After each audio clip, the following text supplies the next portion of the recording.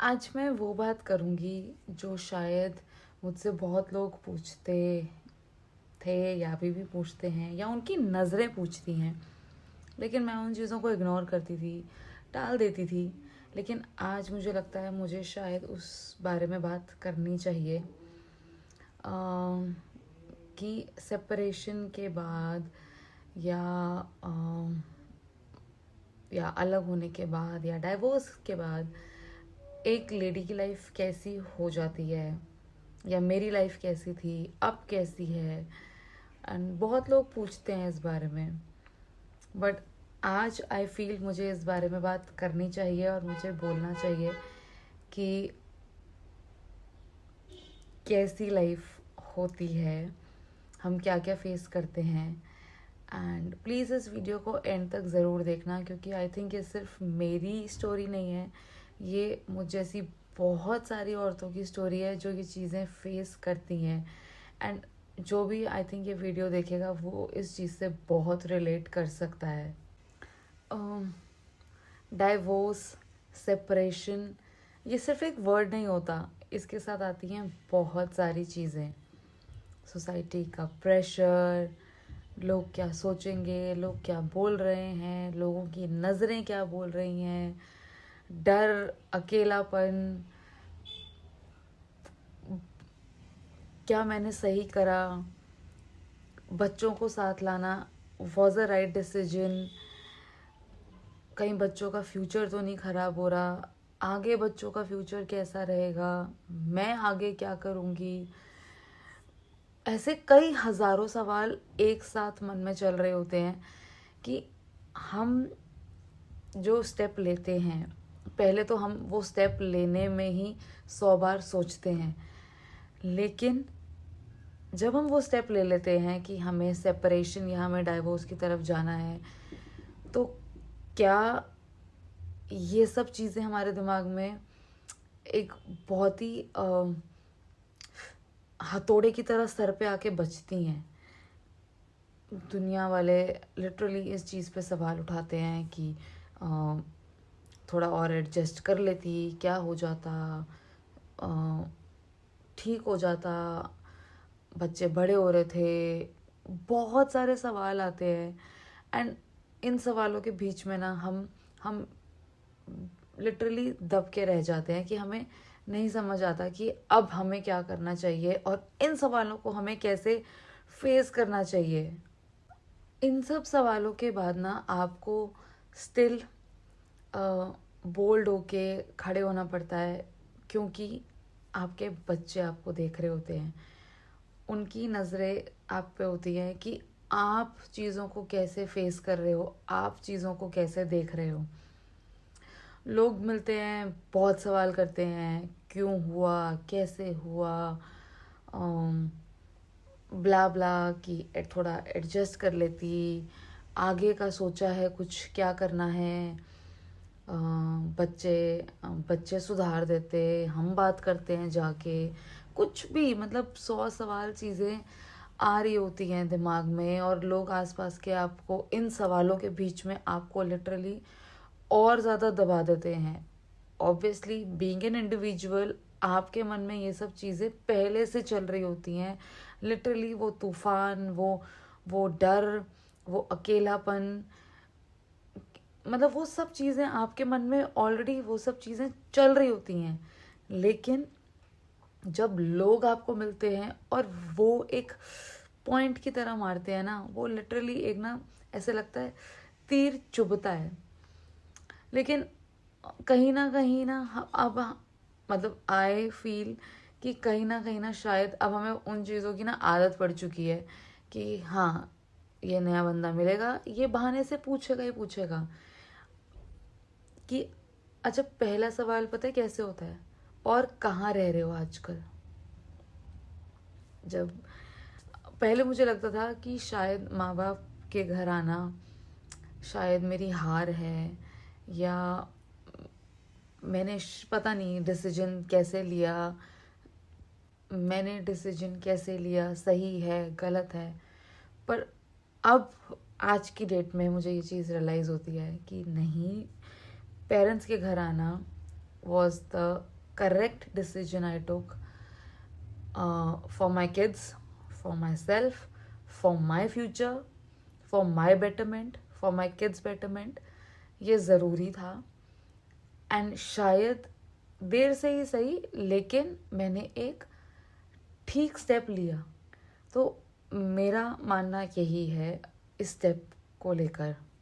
इन सब चीज़ों में ना यू रियलाइज़ कि जब आप खुद को देखते हो ना, तो यू फील लाइक कि आपने जो डिसीजन लिया वो सही है या गलत, वो आप अपने आप पे क्वेश्चन करते हो. बट आई फील लाइक कि नहीं, मैंने अपने आप से एक क्वेश्चन करा कि मैं वही हूँ, या मैं अपने आप को एक टूटा हुआ हारा हुआ बंदे की तरह देखती हूँ, या मुझे अपने आप में ही एक करेजियस बंदा बनना है और खड़े होना है इस सोसाइटी को फेस करने के लिए, बच्चों को संभालने के लिए.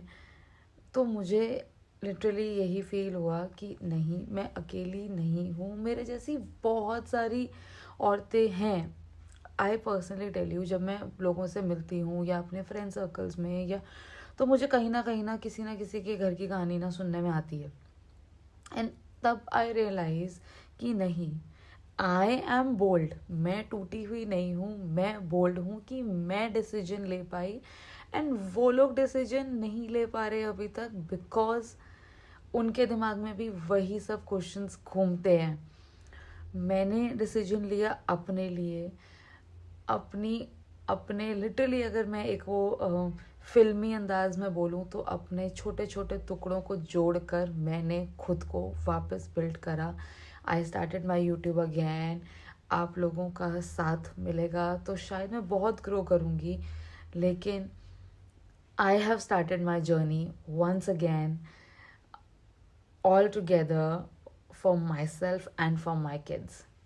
सो मैं तो अब नहीं रुक कर सकती, क्योंकि मुझे वो सब करना है जो मैं वो करूँगी जो मैं करना चाहती हूँ, अपने शर्तों पे, अपने हिसाब से खुद के ड्रीम्स पूरे करूँगी.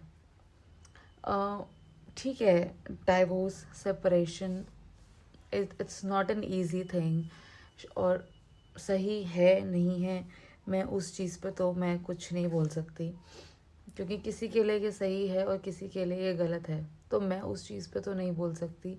लेकिन यस, सेपरेशन ने मुझे एक चीज़ सिखाई है, for which I am grateful, कि मैं, मतलब जैसे बोलते हैं ना कि एक आदमी के बिना एक औरत कुछ नहीं कर सकती, तो आई फील लाइक नहीं, एक औरत बहुत कुछ कर सकती है. एक औरत अधूरी नहीं है, वो खुद पूरी है. बल्कि आदमी अधूरा है औरत के बिना, लेकिन औरत आदमी के बिना अधूरी नहीं है. ये मिसकंसेप्शन जो सोसाइटी ने फैला रखा है ना, ताकि आदमियों का ईगो ऊपर रहे या आदमी लोग को इन्फीरियर फील ना हो.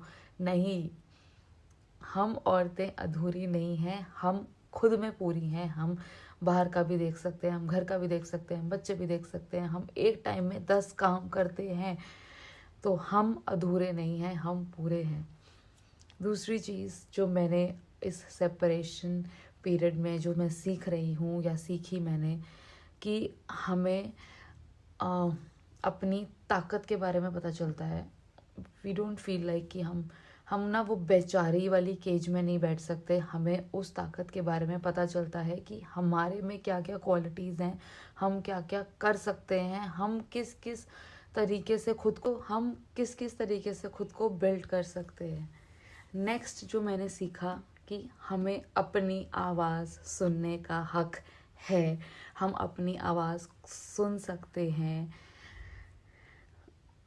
क्योंकि हम पहले तो सिर्फ दूसरों की सुनते हैं, उनके हिसाब से चलते हैं, जिसने जैसा बोला वैसे करना है. अब का जो टाइम है आफ्टर सेपरेशन, मेरी खुद की भी एक आवाज़ है और मैं अपनी आवाज़ अपने हिसाब से सुनती हूँ. ठीक है, सही गलत की राय सबकी लेना ज़रूरी है, लेकिन एंड ऑफ द डे जो आपको ठीक लगे आप वही करो. तो मैंने ये चीज़ अपने केस में सीखी है.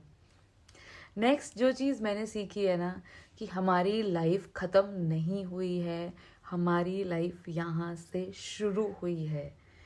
यहाँ से हमारी लाइफ का एंगल ज़रूर चेंज हुआ है, लेकिन ख़त्म नहीं हुई है। हमारी लाइफ की शुरुआत है, हमारे लिए, हमारे बच्चों के लिए, एक सोसाइटी के लिए, कि वो हमें कैसे देखेंगी, वो एंगल हमें उनको बताना है। हमें उनसे नहीं देखना कि वो हमारे बारे में क्या सोचते हैं, वो हमारे बारे में क्या सोचें, ये हमें उनको बताना है कि हमें कैसे देखो, हमारे बारे में आप कैसे सोचो, हमें उनको ये चीज़ बतानी है। मैं सिर्फ मैं कोई बहुत वो मोटिवेशनल स्पीकर नहीं हूँ, या मैं कुछ ऐसी नहीं हूँ, बट मैं सिर्फ इतना बोलूँगी कि बहुत जो औरतें ये चीज़ का बर्डन अपने ऊपर लेके चलती हैं ना, प्लीज़ ये बर्डन मत लेके चलें, क्योंकि लाइफ आपकी है, आपको अपने तरीके से देखनी है। खुद को टूटा हुआ फील मत करवाओ, खुद को हारा हुआ फील मत करवाओ। लोगों की सिंपैथी लेना बहुत आसान है, लेकिन खुद को चेंज करना, खुद के लिए स्टैंड लेना बहुत डिफ़िकल्ट है।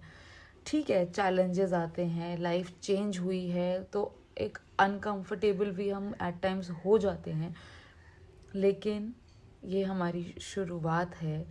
हमारी लाइफ चेंज हुई है, लेकिन हमें ये चीज़ को खुद से डालना होगा कि हमारी लाइफ एक बेटरमेंट के लिए चेंज हुई है, हारने के लिए चेंज नहीं हुई है, उस हार को जीत में बदलने के लिए चेंज हुई है। बहुत चीज़ें होती हैं जब हम खुद को बहुत ही कमज़ोर फील करते हैं, लेकिन मुझे लगता है हमें कमज़ोर फील करना यार कोई गुनाह नहीं है, आप फील कर सकते हो, लेकिन उसके बाद खुद को संभालना भी आपको ही है, और आपको आना चाहिए कि आपको खुद को कैसे संभालना है। एट द एंड मैं सिर्फ इतना ही बोलूँगी कि आपकी लाइफ है, आपको अपने हिसाब से देखनी है। आप खुद को थका हुआ, हारा हुआ, नहीं एक्चुअली हारा हुआ नहीं, खुद को थका हुआ या कमज़ोर फील करवा सकते हो, लेकिन हारा हुआ फील मत करवाना। गिर के उठना ही है, कोई ऑप्शन नहीं है। हमारी ज़रूरत है, हम पहले भी अपनी ज़रूरतों के लिए ही चीज़ों को हैंडल कर रहे थे, तो अब हमारी ज़रूरतों के लिए हम खुद को क्यों नहीं संभाल सकते। बाकी मिलते हैं अगले वीडियो में। Till then bye, take care and please do subscribe me and follow me, और मेरी वीडियोस उनके साथ ज़रूर शेयर करना जिनको ये मोटिवेशन की ज़रूरत है, या जो खुद को इन सब चीज़ों के बीच में बहुत ही छोटा या बहुत ही कमज़ोर फील करती हैं। प्लीज़ मेरी वीडियो उनके साथ ज़रूर शेयर करना। मिलते हैं अगले वीडियो में। Till then bye, take care.